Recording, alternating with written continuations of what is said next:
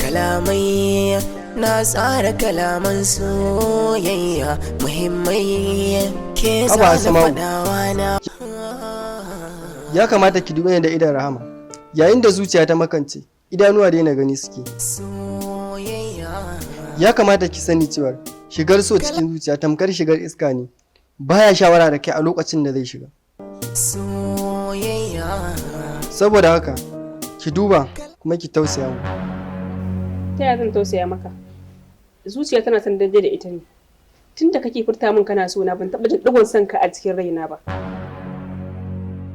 Saboda haka dakata Asma'u, ina so ki sani cewa zuciya tana son mai kyautata mata, ko don haka ya kamata a ce ki so ni kamar yadda Allah ya jarabce ni da son ki, ke ma a ce kin so ni. Kuma ina so ki sani ina son ki kuma ko mutuwa ne ke ce sanadi. Sai an jima.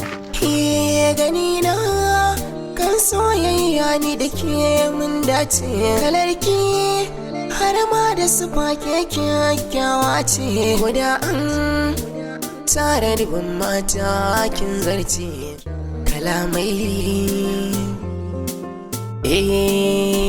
Kalamai na tsara kalaman soyayya muhimmai ke zana faɗawa na shirya.